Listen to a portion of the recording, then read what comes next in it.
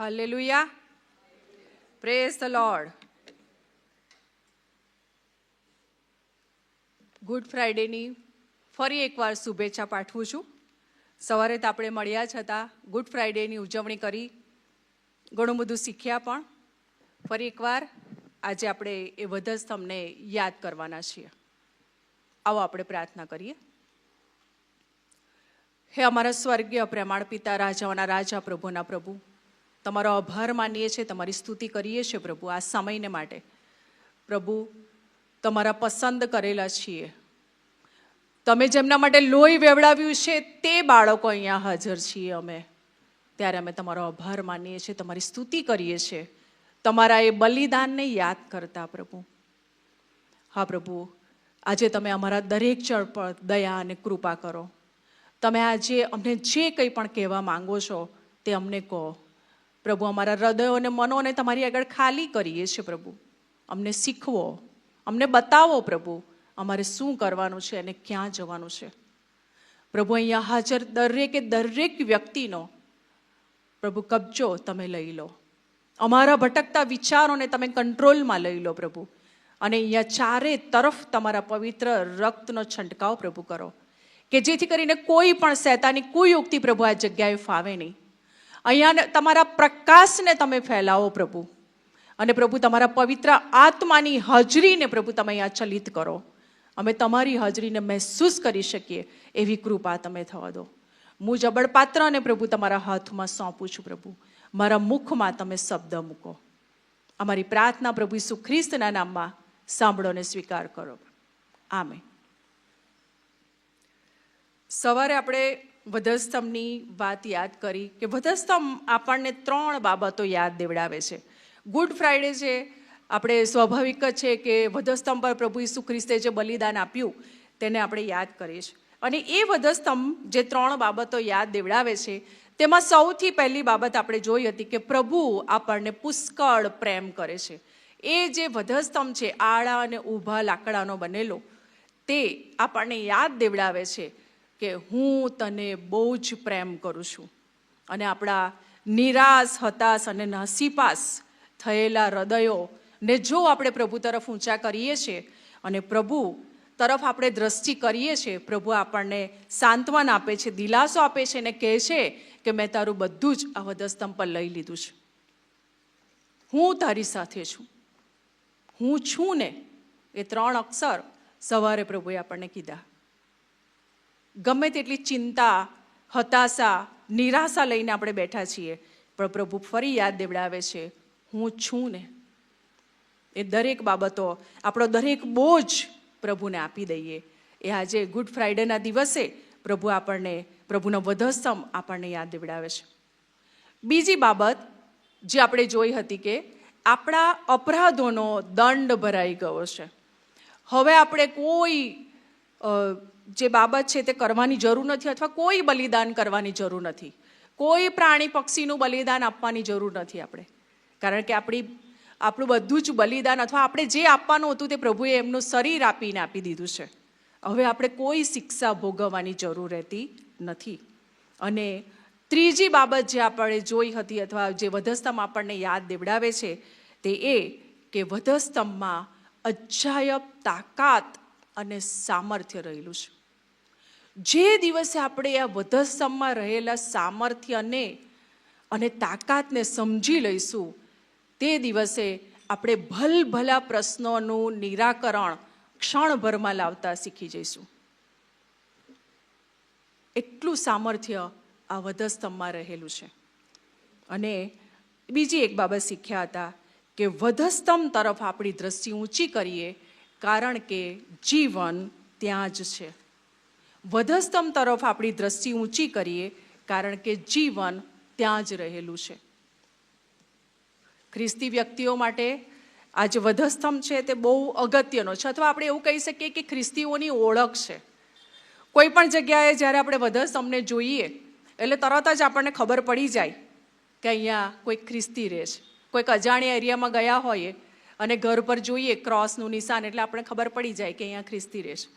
કોઈક અજાણી વ્યક્તિ આપણને રસ્તામાં મળે અને જો ગળામાં એણે ક્રોસ પહેર્યો હોય તો તરત જ આપણને ખ્યાલ આવી જાય કે આ ખ્રિસ્તી હશે.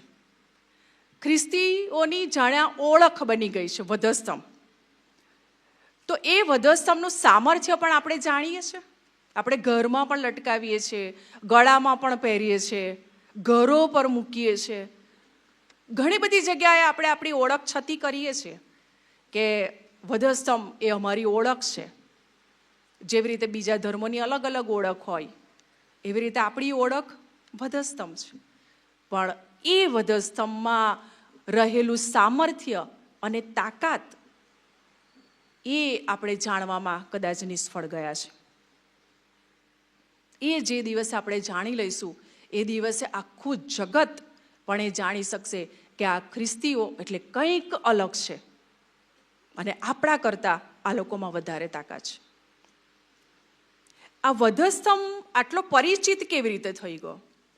તો 2000 વર્ષ પહેલાં જે આ રોમન સરકાર જ્યારે હતી એ શું કરતી હતી? તો એમના જે ગુનેગારો હતા તેઓને ક્રૂરમાં ક્રૂર સજા કરવા માટે એ લોકો આ વધસ્તંભની સજા આપતા હતા. જે સૌથી મોટો ગુનેગાર હોય તેના માટે આ વધસ્તંભની સજા. અને આડું ને ઊભું લાકડું બનાવતા અને એ આડાને ઊભા લાકડા પર એ વ્યક્તિને અધ્ધર એટલે હાથ પગ પર ખીલા લટકાવીને એવી રીતે એને રાખવામાં આવતા. અને આ વધસ્તંભનું મરણ અથવા વધસ્તંભની શિક્ષા એટલે સહેલાઈથી મરણ નહીં, પણ વ્યક્તિને રીબાવીને મારવાની સજા. મારવાનો તો છે જ, પણ સરળતાથી નથી મારવાનો, એને રીબાવીને મારવાનો. દાખલા તરીકે ફાંસીની સજા હોય તો ફાંસીની સજામાં એક ક્ષણમાં ચુકાદો આવી જાય, એક ક્ષણમાં મરણ થઈ જાય. પણ આ જે વધસ્તંભનું જે મરણ છે એમાં વ્યક્તિને રીબાવીને મારવામાં આવતી. હાથ પગ પર ખીલ્લા ઠોકીને અધ્ધર લટકાવવામાં આવે એટલે એના જેવું દુઃખ અથવા વેદના બીજે કશે હોય નહીં. અને એવું દુઃખ આ ગુનેગારોને આપવામાં આવતું જે પ્રભુએ આપણા માટે સહન કર્યું. અને પાછું આ જે વધસ્તંભની જે સજા હતી તે બહુ શરમજનક ગણાતી. લોકો એને બહુ શરમની દ્રષ્ટિએ જોતા. અને જ્યારે પણ આ વધસ્તંભ કોઈ પણ વ્યક્તિને આવી રીતે આડા ઊભા લાકડા પર સજા આપવાના હોય ત્યારે લોકો આજુબાજુ ઊભા રહી જતા ટોળા, અને પછી એની પર થૂકતા અને મસ્કરી કરતા અને એવી રીતે વ્યક્તિને શરમમાં મૂકતા હતા. અને આ જે રોમન સામ્રાજ્ય અથવા રોમન સરકાર છે તે ગુનેગારોના જીવ લેવા માટે એ લોકોએ આ વધસ્તંભની રચના કરેલી. સખતમાં સખત સજા આપવા માટે, ખરાબમાં ખરાબ રીતે સજા કરવા માટે અથવા ક્રૂરતાપૂર્વક મારવા માટે, જે સજા કરવા માટે, જીવ લેવા માટે એમણે વધસ્તંભની રચના કરી. એ લોકોને ખબર નહોતી કે અમે જેને જીવ લેવા માટે બનાવીએ છીએ એ એક દિવસ જીવન આપનાર બની જશે.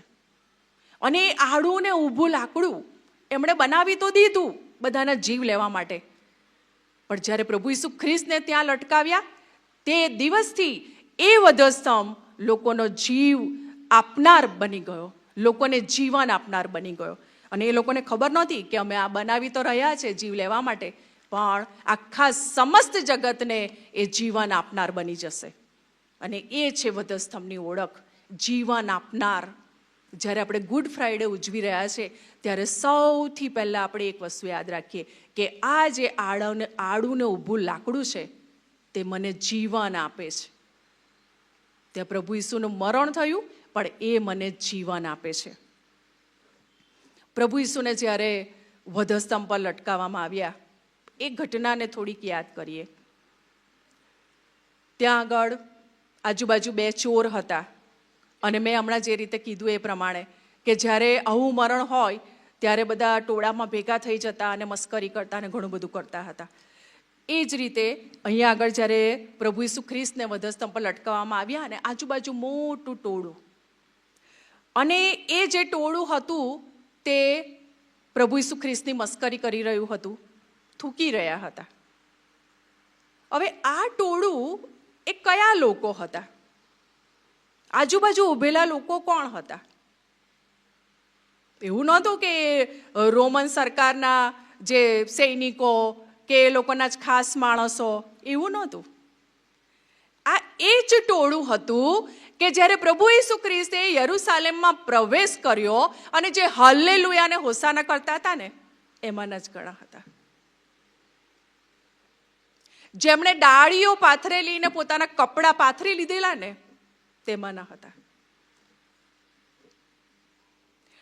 જેમણે ઈસુ ખ્રિસ્તની પાછળ ફરી ફરીને ચમત્કારો જોયેલા, એ લોકો હતા. કે આ આંધળાને દેખતા કર્યા છે, લંગડાને ચાલતા કર્યા છે, મરેલાને જીવતા કર્યા છે.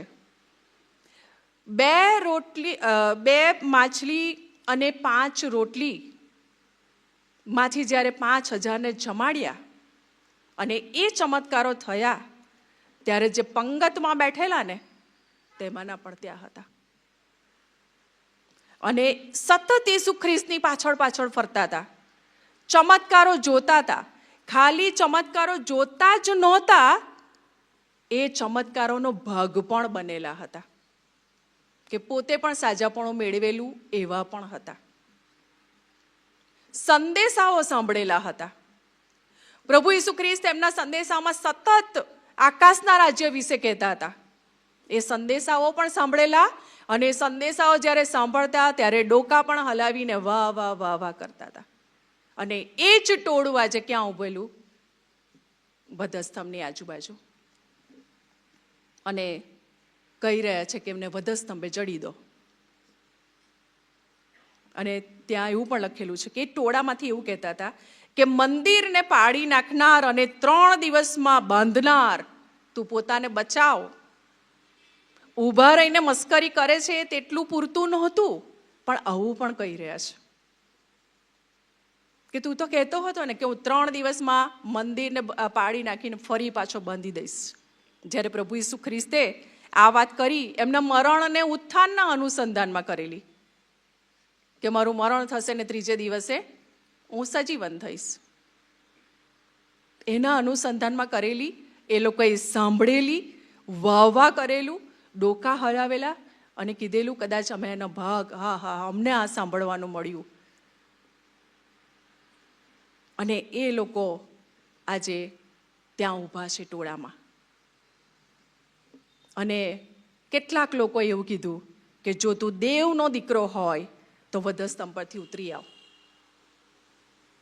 જો તું દેવનો દીકરો હોય તો વધસ્તંભ પરથી ઉતરી આવ, ત્યાં સુધી કીધું. પહેલા દેવનો દીકરો માનીને ચમત્કારો મેળવી લીધા, અને આજે હવે ટોળામાં ઊભા રહીને કહે છે કે દેવનો દીકરો છે તો ઉતરી આવ. અને એ મસ્કરી કરી રહ્યા છે, થૂકી રહ્યા છે. અને કલ્પના કરો, પ્રભુ એ ટોળાને જોઈ રહ્યા છે. પ્રભુ નજર ફેરવી રહ્યા છે કે આ એ જ ટોળું છે કે જે મારી પાછળ પાછળ ફરતું હતું. આ એ જ ટોળું છે જેમાંના કેટલાયને મેં સાજા કર્યા છે, જેમને મેં ખવડાવ્યું. અમારા કેટલા એવા છે કે જેને મેં દેખતા કર્યા. કેટલાયને મેં ચાલતા કર્યા. પ્રભુ એક એકને જોઈ રહેલા, અને પ્રભુ દરેકને નામથી ઓળખે છે. ત્યારે પ્રભુની નજર ટોળા પર ફરી રહી હશે. ઓ આ છે ટોળામાં, ઓ આ છે પણ ટોળામાં, અને આજે મારી પર થૂકે છે. ત્યારે તો વાહ વાહ કરતા હતા, ત્યારે તો ડોકા હલાવતા હતા, ત્યારે તો ચમત્કાર મેળવવા માટે મારી પાછળ દોડતા હતા સાજા થવા માટે. આજે મને વધસ્તંભે જડવાનું કહે છે, અને તે પણ બૂમો પાડી પાડીને કહે છે વધસ્તંભે જડાવી દો. કલ્પના કરીએ કે દાખલા તરીકે અહીંયા વધસ્તંભ છે અને પ્રભુ જડાયેલા છે ઉપર. પ્રભુ આપણને જોઈ રહ્યા છે, અહીંયા બેઠેલા આપણને પ્રત્યેકને. પ્રભુની નજર આપણા બધા પર ફરી રહી છે. એકે એકને નામથી ઓળખે છે પ્રભુ આપણને, કે હા આ છે, આ છે, આ છે. મેં એને સાજાપણું આપેલું,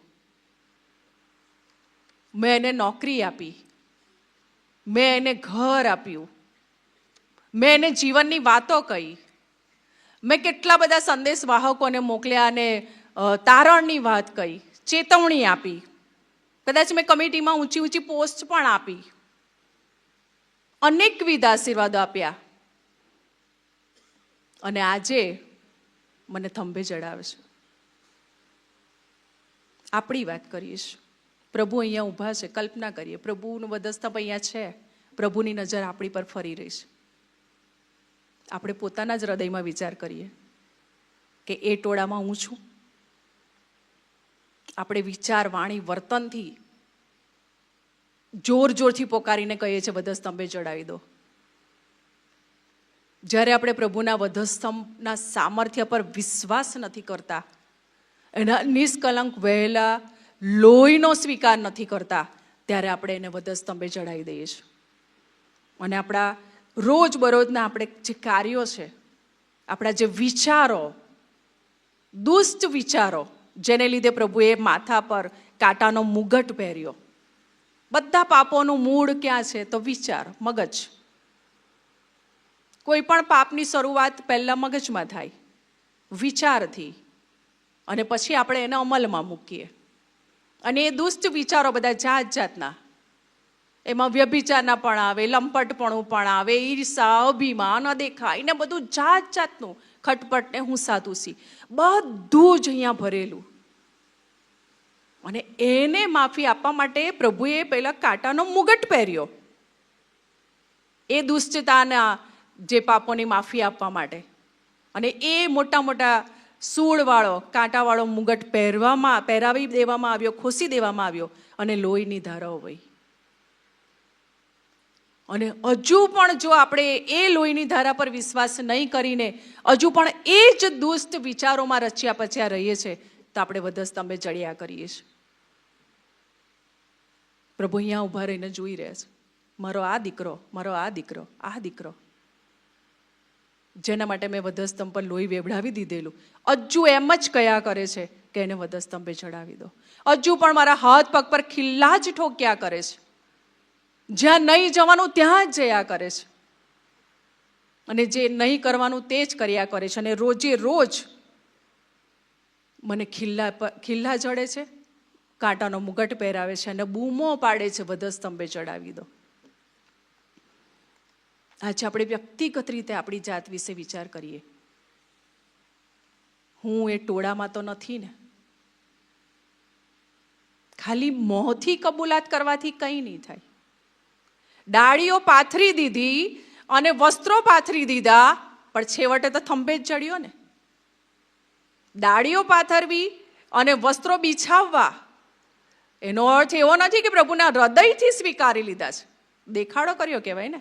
હૃદયથી સ્વીકાર્યા હોત તો પેલા ટોળામાં ના હોત, દૂર ઊભા રહીને રડતા હોત, ઓ મારા પ્રભુને થંભે ચડાવી દીધો. મરિયમને એ રડતા હતા ને. મરિયમ માતા, એને પ્રભુ ઈસુ ખ્રિસ્તની માતા, અને મરિયમ માગદાલેન્ડ, બીજી સ્ત્રીઓ દૂર ઊભી રહીને રડતી હતી, કારણ કે એ હૃદયમાં હતા પ્રભુ ઈસુ ખ્રિસ્ત.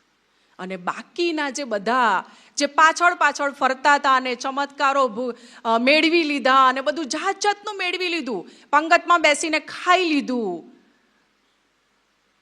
રાજ્યની વાતો પણ સાંભળી લીધી, અને હવે એમ કહે છે કે વધસ્તંભે ચડાવી દો. કારણ કે એ સ્વીકાર ખાલી મોંથી જ થયેલો હતો, હૃદયથી નહોતો થયો. હૃદયથી થયો હોત તો એ ટોળામાં ના હોત. આજે આપણે વિચાર કરીએ કે આપણે એ ટોળામાં તો નથી ને. જો નથી તો પ્રભુનો આભાર, અને જો છે તો આજે આપણે વિચાર કરીએ, પ્રભુ આપણા માટે રડી રહ્યા છે. એક એકનું નામ લઈને આજે કહે છે, મારા દીકરા, મારી દીકરી, હવે મને વધસ્તંભે જડવાનું બંધ કર, હવે બહુ થઈ ગયું. હું વર્ષોથી તારી સામે આ લાવીને મૂકું છું, અને તો દિવસે દિવસે દિવસે રોજે રોજ મને વધસ્તંભે ચડ્યા જ કરે છે, ચડ્યા જ કરે છે. એ ટોળું તો ત્યાં હતું જ, અને ટોળાની તો આ હાલત હતી જ. સાથે આજુબાજુ બે ચોર પણ હતા. અને સ્વાભાવિક જ છે કે ચોરને પણ એ જ શિક્ષા થઈ હતી જે પ્રભુને થઈ હતી. અને આપણે આગળ કીધું તે પ્રમાણે કે જે મોટામાં મોટા ગુનેગાર હોય ને તેને જે સજા કરવામાં આવતી. એટલે સીધી વસ્તુ છે કે પેલા બંને એ કોઈક ભયંકર ગુનામાં સપડાયેલા છે, પકડાયેલા છે અને એ બંને આજુબાજુ છે. હવે આ બંને ચોર પણ કેવા છે? જે પ્રભુ ઈસુ ખ્રિસ્ત વિશે બધું જ જાણતા હતા. એ લોકો પણ આ ટોળાની જેમ બધા જ ચમત્કારો જોયા હતા, બધું જ એમના વિશે સાંભળ્યું હતું. કદાચ બની શકે કે ચોર કોઈક પ્રભુ ઈસુ ખ્રિસ્તે જ્યારે ચમત્કાર કર્યા એમાંથી એકાદ ચમત્કાર એમના જીવનમાં પણ થયો હોય, બની શકે. સંદેશાઓ પણ સાંભળેલા હતા. અને આજે બંને આજુબાજુ છે. પણ એમાંનો જે એક ચોર છે તે મસ્કરી કરતા કહે છે કે શું તું ખ્રિસ્ત નથી? તું પોતાને અને અમને બચાવ. બધું જ એમના વિશે જાણતા હતા અને છતાં પણ મસ્કરી કરે છે અને કહે છે કે શું તું ખ્રિસ્ત નથી? શું તું ખ્રિસ્ત નથી? એવો પ્રશ્ન જ્યારે એ પૂછે છે ને, એની અંદર આડકતરી રીતે તો એવું જ છુપાયેલું છે કે જાણે છે કે આ ખ્રિસ્ત છે. શું તું ખ્રિસ્ત નથી? આડકતરી રીતે તો એવો જ અર્થ થયો ને કે જાણે છે કે આ ખ્રિસ્ત છે. અને એમ કે છે કે તું પોતાને અને અમને બચાવ. એટલે એ પણ જાણે છે કે આ બચાવી શકે છે. એના જ વાક્યની અંદર છુપાયેલું છે કે પ્રભુ ઈસુ ખ્રિસ્તમાં સામર્થ્ય છે જ કે તું પોતાને પણ બચાવી લે અને અમને પણ બચાવી લે. કારણ કે જાણે છે કે આ સામર્થ્યથી ભરેલો છે, દેવનો દીકરો છે ને આ કરી શકશે. પણ મસ્કરી કરે છે. અને એ મસ્કરી કરીને પોતાના માટે વિનાશનો રસ્તો ખોલી દે છે. અને ત્યારે પેલો બીજો ચોર એને ધમકાવે છે કે આપણે તો આપણા કામનું ફળ ભોગવીએ છીએ, એણે તો કશું જ કર્યું નથી. અને આ જે બીજો ચોર છે તે નમ્રતાથી ખાલી એક જ વાક્ય કહે છે કે તું તારા રાજ્યમાં આવે ત્યારે મને સંભાળજે. બીજું કશું જ એ કહેતો નથી. ખાલી એટલું જ કહે છે કે તું તારા રાજ્યમાં આવે ત્યારે મને સંભાળજે. અને પ્રભુ તરત એને કહે છે કે હું તને ખચિત કહું છું કે આજ તું મારી સાથે પારાદેશમાં હોઈશ. ત્યાં આગળ શબ્દ વાપર્યો છે ખચિત. હું તને ખચિત કહું છું. ખચિત એટલે 100% ગેરંટી કે તું આજે જ મારી સાથે પારાદેશમાં હોઈશ. આ જે બીજો ચોર છે એણે એક જ ક્ષણની અંદર જીવન મેળવી લીધું અને પેલા ચોરે એક ક્ષણની અંદર વિનાશના રસ્તા ખોલી નાખ્યા. પહેલો જે ચોર છે એણે પ્રભુ ઈસુના સામર્થ્ય પર શંકા કરી. જો એણે શંકા ના કરી હોત અને બીજા ચોરની જેમ વિશ્વાસથી ખાલી કહી દીધું હોત તો એ પણ બચી ગયો હોત. પણ એણે શંકા કરી અને મસ્કરી કરી. જાણતો હતો છતાં પણ એણે શંકા કરી. અને શૈતાનનું આ સૌથી મોટું શસ્ત્ર છે, શંકા લાવવાનું. અને આજે ઘણા બધા ખ્રિસ્તી લોકો જ્યારે પ્રભુ ઈસુ ખ્રિસ્તના વધસ્તંભ પર એના સામર્થ્યને સ્વીકારતા નથી ને, એની પાછળ સૌથી મોટું કારણ શંકા છે. થઈ શકશે આવું હોય? બહારના લોકો તો એવું વિચારે, ખ્રિસ્તી લોકો પણ એવું વિચારે કે ખરેખર આવી રીતે માફી મળે? પ્રભુ ઈસુ ખ્રિસ્તના બલિદાન પર અને એના સામર્થ્ય પર શંકા કરવી એટલે આપણા વિનાશનો રસ્તો ખોલી નાખવો. જેવી રીતે પહેલા ચોરે શંકા કરીને વિનાશનો રસ્તો ખોલી નાખ્યો. આપણું વલણ આ બેમાંથી કયા ચોર જેવું છે? પ્રથમ ચોર જ્યારે મસ્કરી કરતા બોલે છે કે શું તું ખ્રિસ્ત નથી? તું પોતાને અને અમને બચાવ. પ્રભુને જ્યારે એવું કહે છે ત્યારે પ્રભુ કોઈ દલીલ કરતા નથી એની સાથે, કંઈ એને સમજાવતા નથી. એને એવું પણ નથી કહેતા કે તું શા માટે આવું બોલે છે, તું મને નથી જાણતો. પ્રભુ એવું કહી શકતે ને કે તે તો મારા આટલા બધા ચમત્કારો જોયા છે અને તું તો મને ઓળખે છે, તો તું કેમ આવું બોલે છે? પ્રભુ કોઈ દલીલ પણ નથી કરતા અને કશું સમજાવતા પણ નથી. પ્રભુ મૌન ધારણ કરી લે છે, કશું જ બોલતા નથી. અને પ્રભુ જ્યારે મૌન ધારણ કરી લે ત્યારે એના જેટલી ખરાબ પરિસ્થિતિ બીજી કોઈ ના હોય. જો આપણે પણ આવું શંકાશીલ જ વલણ રાખીએ, અથવા તો વારંવાર જ્યારે આપણી પાસે આવા સંદેશાઓ આવે અને આપણે આંખ આડા કાન કર્યા કરીએ, એક કાનથી સાંભળીને બીજા કાનથી કાઢી નાખીએ, અથવા તો આપણા હૃદયને કઠણ જ કર્યા કરીએ, અને જો પ્રભુ આપણા માટે મૌન ધારણ કરી લેશે તો વારંવાર એકની એક તક પ્રભુ આપે છે, વારંવાર એકની એક વાત સમજાવે છે અને કહે છે કે મારા બલિદાન પર વિશ્વાસ કરો અને અનંત જીવન મેળવી લો.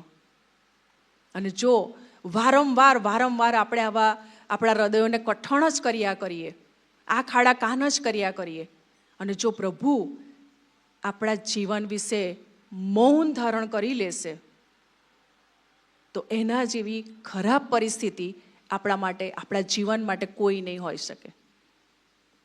અને બીજો ચોર જે છે, ખાલી એણે એટલું જ કીધું કે મને સંભાળજે. એણે એવું નહીં કીધું કે પ્રભુ મને બચાવો ને.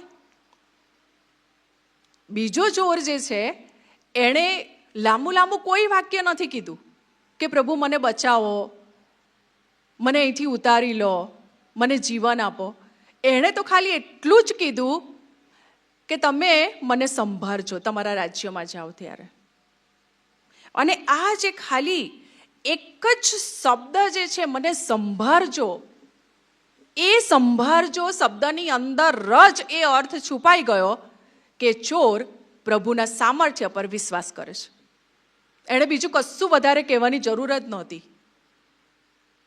એ શબ્દમાં એણે કહી દીધું કે મને વિશ્વાસ છે કે તમે પોતે પણ બચો છો અને મને પણ બચાવી શકો છો. અને ખાલી એક જ શબ્દ એ બોલે છે. અને પ્રભુ એના હૃદયને જાણે છે, એના વિશ્વાસને જાણે છે કે આ મારા સામર્થ્ય પર વિશ્વાસ કરે છે. અને પ્રભુએ એક જ ક્ષણે કહી દીધું કે તું આજ મારી સાથે પારાદેશમાં હોઈશ, એક ક્ષણનો પણ વિલંબ કર્યા વગર. એક ચોર, પહેલો ચોર, એણે એક ક્ષણની અંદર વિનાશ વોરી લીધો. અને બીજો ચોર, એણે એક ક્ષણની અંદર જીવન મેળવી લીધું. પ્રભુએ બીજા ચોરને એવું નહીં કીધું કે હું જોઈશ પછી, તરત જ આજે તું મારી સાથે પારાદેશમાં હોઈશ. અને પેલા ચોર માટે મૌન એટલે વિનાશ, એક ક્ષણ. આ જે બે ચોર છે ને, એ આપણને ઘણું બધું ચેતવી જાય છે. પેલું ટોળાએ તો આપણને ઘણું બધું શીખવાડ્યું. જો આપણે ટોળામાં છીએ તો આજે આપણી જાતને પૂછીએ કે હું કઈ રીતે મારા પ્રભુને થંભે હજુ પણ જડાવ્યા જ કરું છું. અને આ જે બે ચોર છે તે પણ આપણને ચેતવણી આપે છે. સૌથી પહેલું તો મારું વલણ પ્રભુ પ્રત્યે કેવું છે? શું હું ખરેખર પ્રભુના સામર્થ્યને સ્વીકારું છું કે ખાલી મોંથી જ પ્રભુ કરું છું, ખાલી બાહ્ય છે બધું મારું? ઘણીવાર કેવું હોય છે, બહુ પ્રેક્ટિકલ વાત કરું છું, કે આપણે બાહ્ય ઘણું બધું કરતા હોઈએ ને એટલે આપણને એવું જ લાગે કે આપણે પ્રભુનો સ્વીકાર કરી લીધો છે, અથવા બહુ સહેલાઈથી એવું બધું માની લઈએ છીએ કે પ્રભુની સાથે જ છું ને હું પ્રભુની સાથે જ ચાલું છું. પણ ઘણીવાર એ બધું બાહ્ય હોઈ શકે છે. જો ખરેખર હૃદયના ઊંડાણથી પ્રભુને સ્વીકાર્યા છે તો આપણું જીવન બદલાયેલું દેખાવું જોઈએ. આપણામાંથી પ્રકાશ નીકળતો હોય, લોકોને આપણા જીવનની અસર થાય, ત્યારે ખબર પડે કે હા ખરેખર અંદર છે, ખાલી બાહ્ય નથી. પ્રભુ તો એમ કહે છે કે તું ખાલી પ્રભુ કહે છે પણ હું તને ઓળખતો નથી. ભલે તે બધા કપડાં બિછાય અને ડાળીઓ બિછાવી, હું કઈ ઓળખતો નથી. કારણ કે આ બધું બાહ્ય, એ બાહ્ય સાથે પ્રભુને કોઈ લેવા દેવા નથી. ડાળીઓ બિછાવો કે વસ્ત્રો બિછાવો કે દાન બિછાવો કે જે કરો તે, પ્રભુને એની સાથે લેવા દેવા નથી. શું ખરેખર પ્રભુને અંદરથી સ્વીકાર્યા છે, ખરા અર્થમાં સ્વીકાર્યા છે, એના સામર્થ્ય પર વિશ્વાસ કર્યો છે. અને બીજું, જે બહુ જ ગંભીરમાં ગંભીર જે એક ચેતવણી આપણને આ બંને ચોર તરફથી મળે છે, તે 2 માર્ગ છે આપણી પાસે, 2 રસ્તા. ક્યાં તો અનંતકાળનું જીવન, કાં તો અનંતકાળનો નાશ. બહુ ક્લિયર છે આપણી સામે. અને આપણે તો પ્રભુએ બહુ જન્મ્યા ત્યારથી જ બતાવી દીધું કે આ 2 માર્ગ છે. કાં તો અનંતકાળ માટે નાશમાં જાઓ, કાં તો અનંતકાળ માટે જીવન મેળવી લો. પણ આ 2 ચોર છે ને, તે આપણને આજે એ ચેતવે છે કે આ કયા માર્ગમાં જવું ને એ નક્કી એક ક્ષણમાં થઈ શકે છે. બહુ જ્યારે વાક્ય બોલું છું ત્યારે સામાન્ય લાગે છે, પણ બહુ ગંભીર છે. એક ક્ષણની અંદર નક્કી થઈ જાય કે તમે અનંતકાળના વિનાશમાં જવાના છો કે અનંતકાળના જીવનમાં જવાના છો. કદાચ હજુ આ મેસેજ પૂરો થાય અને બહાર નીકળીએ ને મરણ આવે, એક ક્ષણમાં નક્કી થઈ જાય કે હું વિનાશમાં ગયો કે જીવનમાં ગયો. ઘડીના 6થા ભાગમાં આપણે વિલંબ કર્યા કરે છે. હજુ તો બહુ વાર છે, હજુ તો બહુ જ વાર છે, હજુ તો હું 25 જ વર્ષનો છું કે 25 વર્ષની છું, કે હજુ તો મારા આટલા જ વર્ષ થયા છે, હજુ તો હું બહુ તંદુરસ્ત છું, હજુ બહુ વાર છે જીવનની તો. અને પ્રભુ હમણાં ક્યાં આવવાના છે? આ તો બધા બોલ્યા કરે છે. આ 2 ચોર આજે ચેતવણી આપે છે, એક ક્ષણમાં નક્કી થઈ જશે ક્યાં જવાનું છે તે. પ્રભુ વિલંબ કરતા નથી. એક જ ક્ષણમાં કહી દીધું કે આજે તું પારાદેશમાં હોઈશ, પતી ગઈ વાત. અને બીજા માટે મૌન, કશું જ બોલવાનું નહીં, અનંતકાળનો વિનાશ.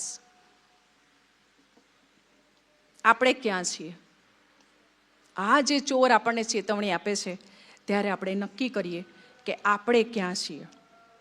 અને જો આપણે બચી ગયા છીએ, ઘણા બધા અહીંયા હાજર એવા છે કે જે પ્રભુનો સ્વીકાર કર્યો છે અને આપણે શાંતિથી બેઠા છીએ, તો પ્રભુ આજે આપણને એ પણ ચેતવણી આપે છે કે બહુ બધા આત્માઓ નાશમાં જઈ રહ્યા છે. મેં જે આજે વધસ્તંભ પર મેં બલિદાન આપ્યું છે, તે ખાલી તને એકલાને બચાવવા માટે નહીં, પણ તારા દ્વારા તું બીજા આત્માઓને પણ લાવે ને એટલા માટે તને જીવન આપ્યું છે. તું શાંતિથી બેસી રહીશ નહીં. ઘણા બધા નાશમાં જતા આત્માઓ આપણી રાહ જોઈને બેઠા છે. કોણ બચાવે? કોણ સાચો માર્ગ બતાવે? આપણને ખબર છે કે બધા ક્યાં ક્યાં દોડી રહ્યા છે મોક્ષ મેળવવા માટે. સત્યની શોધમાં કેટલાય પુસ્તકો ઉથલાવી નાખે છે અને ક્યાં ક્યાં ફરે છે. એ બધા આત્માઓ રાહ જોઈ રહ્યા છે કે કોઈ અમને સાચો માર્ગ બતાવે. અને આપણે જો આપણા ઘરમાં જ બેસી રહીએ તો એ આત્માઓનો જવાબ આપણે આપવો પડશે. એક રાજા હતો. એ રાજાએ 2 ગરુડના બચ્ચા પાડ્યા. હવે એ બચ્ચા પહેલાં નાના હતા, પછી ધીમે ધીમે મોટા થયા. એટલે મોટા થયા ને એટલે રાજાને એમ થયું કે હવે મારે એને ઉડાડી મૂકવા જોઈએ. હવે એને મારે રાખીને શું કામ? આમ તો મહેલમાં આખો દિવસ ફર્યા જ કરે અને નજીકના ઝાડ પર બેસે કે એટલું જ, એથી વધારે આગળ જાય નહીં. એટલે રાજાને થયું કે હવે મારે આ લોકોને ઉડાડી દેવા છે, બહુ મોટા થઈ ગયા છે હવે. એટલે એણે બંનેને છોડી મૂક્યા. એક ગરુડ ઉડી ગયું, ઊંચે આકાશમાં ઉડવા લાગ્યું અને મજા આવી ગઈ પાંખો ફફડાવીને ઉડવાની. એક ગરુડ પેલી ડાળી પરથી ઉડે જ નહીં. રાજમહેલની પાસે એક ઝાડ હતું મોટું, અને એ વૃક્ષ પર જઈને બેસી ગયું, ઉડે જ નહીં. એટલા બધા પ્રયત્ન કર્યા પછી રાજાએ તો ઇનામ બી જાહેર કર્યું કે આને જે ઉડાડે ને એને હું ઇનામ આપીશ. એટલે બધા રાજ્યમાંથી કોઈક ને કોઈક આવે અને પછી પ્રયત્ન કરે પેલાને ઉડાડવાનો. પેલું ઉડે જ નહીં. બધા બહુ હોશિયાર કહી શકાય એવા લોકો પણ આવ્યા, જાતના પ્રયત્ન કર્યા, પણ પેલું ઉડ્યું નહીં. આખરે એક દિવસ જ્યારે રાજા રાત દરબાર ભરીને બેઠો હતો, તો એક એકદમ ગરીબ ખેડૂત આવ્યો અને એમ કે છે કે રાજા, હું આ ગરુડને ઉડાડી આપીશ. એટલે પેલા દરબારીઓ બધા મસ્કરી કરવા લાગ્યા. અરે આટલા આટલા હોશિયાર બધા અહીંયા બેઠા છે, બધાએ આટલા બધા પ્રયત્ન કર્યા અને ઉડ્યું નહીં ને તું ઉડાડવાનો છે? તો એમ કે હા, મને એક ચાન્સ તો આપો, હું પ્રયત્ન કરીશ. એટલે રાજા કે સારું, જા, અમે અહીંયા બેઠા છે તો તારો પ્રયત્ન કર. આ લોકોને તેમ જ હતું કે ક્યાં કશું થવાનું છે. ખેડૂત તો ગયો અને 10 જ મિનિટમાં પાછો આવ્યો અને રાજાને એમ કહે છે કે ગરુડ ઉડી ગયું. એટલે બધાને નવાઈ લાગી કે કેવી રીતે ઉડી ગયો? અમે આટલા મહિનાઓથી પ્રયત્ન કરી રહ્યા છે એને ઉડાડવાનું, આટલા બધા હોશિયાર લોકો પ્રયત્ન કરી રહ્યા છે ને તે કેવી રીતે ઉડાડી દીધું? એટલે ખેડૂતે કીધું કે જે ડાળી પર બેઠેલું ને એ ડાળી મેં કાપી નાખી, ઉડી ગયું. આપણે જે ડાળી પર બેઠા છે ને એ ડાળી પર બેસી રહેવાની જરૂર નથી. પ્રભુ આપણને કહે છે કે હવે ઉડો, જાઓ. ઘણા બધા આત્માઓ આપણી રાહ જોઈ રહ્યા છે. એ નસમાં જતા આત્માઓને બચાવવાના છે.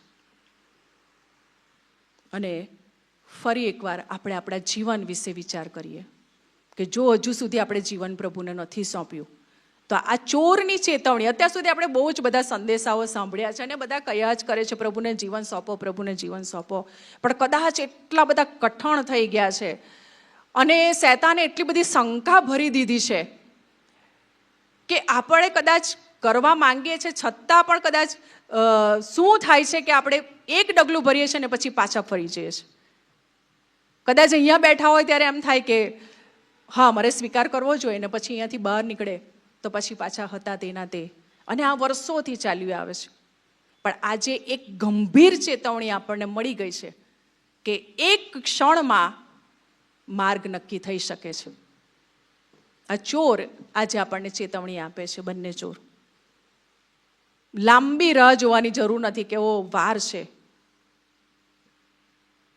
એક ક્ષણમાં કશું પણ થઈ શકે છે અને એ થવાની તૈયારી છે.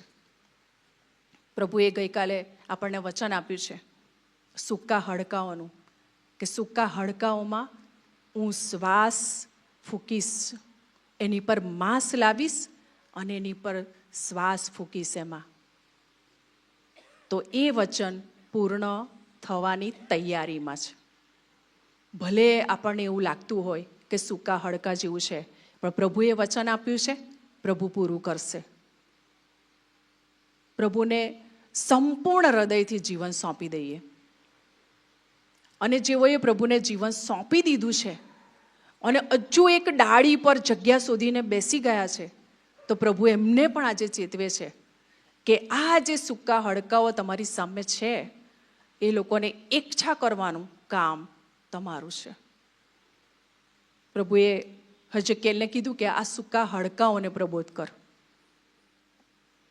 પ્રભુ આપણને આજે એ કામ સોંપે છે. આપણે બંને રીતે તૈયાર રહેવાનું છે. જેઓએ પ્રભુને જીવન નથી સોંપ્યું તે આજે પોતાના હૃદયમાં એ વિચાર કરે, દર વર્ષે ગુડ ફ્રાઈડે આવશે અને હું આ સંદેશો સાંભળીશ. કદાચ આવતા વર્ષે એક ક્ષણ આવી જશે અને માર્ગ નક્કી થઈ જશે. કદાચ આપણે તો આ કેટલા બધા સમાચારો જોઈએ છે કે અમસ્તા મરણ થઈ જાય છે અને એવા કારણ આપ્યા હોય ને કે આપણને નવાઈ લાગે. ક્રિકેટ રમતા મરણ, હવે તો કેટલાય રોજના પેપરમાં દાખલા. રમતા ઘરના સભ્યો રાહ જોઈ રહ્યા હોય કે રમવા ગયા છે, ક્રિકેટના મેદાન પર મરણ, રસ્તે ચાલતા બાઇક ચલાવતા એટેક આવી ગયો. આ તો હવે આમ સામાન્ય થઈ ગયું છે. મરણ આવવું એટલે એના માટે કંઈ બહુ ગંભીર માંદગીઓની જરૂર હવે નથી કે હા બહુ બધી મોટી માંદગી હોય તો જ મરણ આવે. એક ક્ષણની અંદર મરણ આવી જાય છે, ખબર બી નથી પડતી. અને આવા દાખલાઓ આપણી સામે આવે છે અને આપણે હજુ એવું જ માનીએ કે ના, હજુ તો બહુ આયુષ્ય છે અને આપણે અત્યારે કોઈ વિચાર કરવાની જરૂર નથી. પ્રભુ આજે ખરેખર બહુ જ ગંભીરતાથી આપણને ચેતવી રહ્યા છે કે ક્ષણમાં બધું નક્કી થઈ જશે. અને જો વિનાશનો માર્ગ આપણા માટે આવશે તો એ બહુ ભયંકર હશે. એ આપણે 2 દિવસ પહેલાં જ જોયેલું. એ મહાસંકટનો ગાળો જે સહન નહીં થઈ શકે તેવા ગાળામાં આપણે જવું પડશે.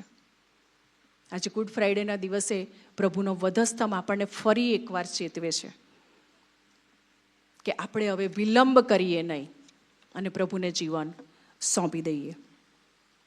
આપણે આપણી આંખોને બંધ કરીએ અને ક્વાયરને વિનંતી કરીશ, યીશુ બુલાતા હે ગીત આપણે ગાઈશું. આપણે દરેક જણ આપણા હૃદયોમાં વિચાર કરીએ, પ્રભુ આપણને બોલાવે છે, આપણું નામ લઈ લઈને પ્રભુ બોલાવે છે. આજે વ્યક્તિગત તો આપણા હૃદયમાં પ્રાર્થના કરીએ, કલ્પના કરીએ, વિચાર કરીએ કે પ્રભુ મને નામ લઈને બોલાવે છે. તમારું નામ, કે મારો દીકરો, મારી દીકરી, તું ક્યારે મારી પાસે આવશે? કે હજુ તું એ ટોળામાં જ ઊભો રહેશે કે ઊભી રહેશે અને રોજ રોજ મને થંભે જડાવ્યા કરશે? કે અથવા તો પેલા ચોરની જેમ મારી પર શંકા લાવીને વિનાશનો માર્ગ પસંદ કરશે? પ્રભુ આજે આપણા દરેકના હૃદયો સાથે વાત કરે છે અને સૂકા હડકાઓને પ્રબોધ કરવાનું કામ પ્રભુએ જેને સોંપ્યું છે, જેના હૃદયમાં અત્યારે પ્રભુ બોજ મૂકી રહ્યા છે, તેઓના માટે પણ પ્રભુ કહી રહ્યા છે કે હવે ઊભા થઈ જાઓ, ઉઠ અને પ્રકાશિત થા. બંને રીતે પ્રભુ આજે આપણને આહ્વાન આપે છે. આપણે આંખો બંધ કરીએ અને આ ગીતને આપણા હૃદયમાં ગાઈએ.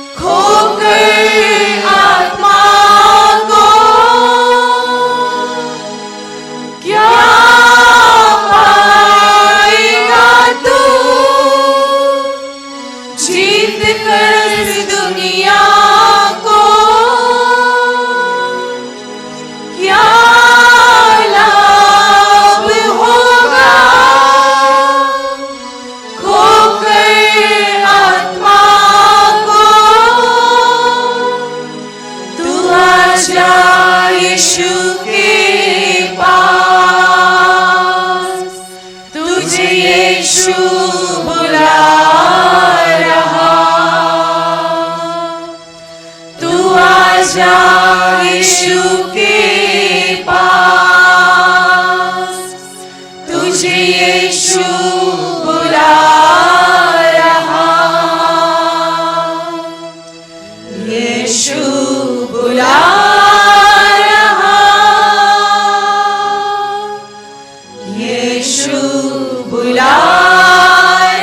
बुला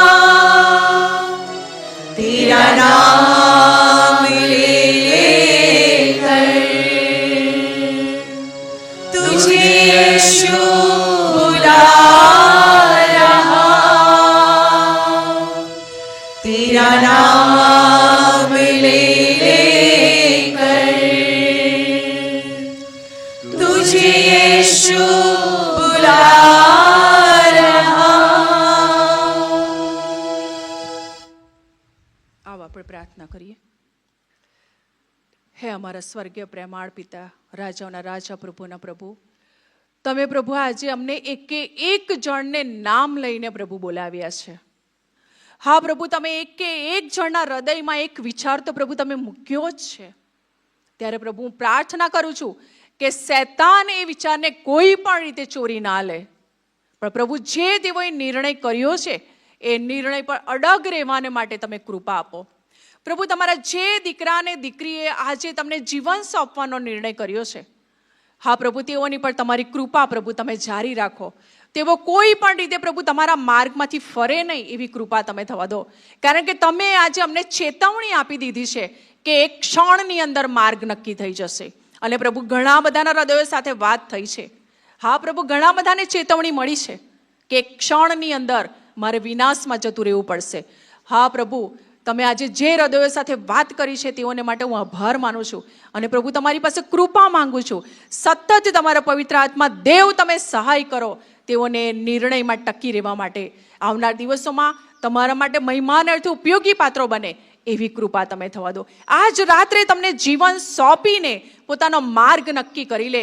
હા, એક ક્ષણમાં પ્રભુ તેઓ નક્કી કરી લે કે મારે અનંત જીવનના માર્ગે જવું છે, મારે નાશના માર્ગે નથી જવું.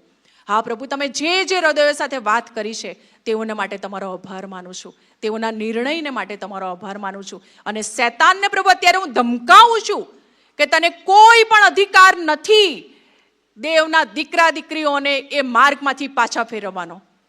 અને પ્રભુ, એ દીકરા દીકરીઓએ જેઓએ તમને જીવન સોંપવાનો નિર્ણય કર્યો છે પ્રભુ, તેઓના જીવનોને માટે તમારો આભાર માનું છું. એ જીવનો પર સતત તમારી કૃપા દ્રષ્ટિને પ્રભુ તમે વહેતી કરો એવી ખાસ પ્રાર્થના કરું. પ્રભુ, જે જીવનોએ આજે નક્કી કર્યું છે કે હવે મારે ઘરમાં બેસી રહેવાનું નથી, પણ મને જે મળ્યું છે તે હું બીજાઓ સુધી લઈ જાઉં. એ ડાળી પર બેસી રહેવાનું નથી, મારે હવે ઉડવાનું છે અને ઘણા બધા આત્માઓ સુધી પહોંચવાનું છે. તો એ જે હૃદયોમાં નિર્ણય થયા છે તેઓને માટે પણ આભાર માનું છું. અને તેઓને પણ તમે કૃપા આપો. હા પ્રભુ, શૈતાન તેઓને પણ હેરાન ન કરે એવી તમારી પાસે પ્રાર્થના લાવું છું. અને શૈતાનને કોઈ પણ અધિકાર નથી તેઓને ડિસ્ટર્બ કરવાનો, તેઓને કામ કરતા રોકવાનો એને કોઈ અધિકાર નથી. પ્રભુ, આજે અહીંયા હાજર એકે એક જીવનને માટે તમારી પાસે કૃપા માંગી લઉં છું. દરેકે દરેક જીવને પ્રભુ કંઈક ને કંઈક નિર્ણય તો કર્યો જ છે. પ્રભુ, એ નિર્ણયમાં અડગ રહેવા માટે તમે સતત તમારો સહાયનો આત્મા તેઓ પર રેડજો. અમારી પ્રાર્થના પ્રભુ ઈસુ ખ્રિસ્તના નામમાં સાંભળો ને સ્વીકાર કરો બાપ. આમેન.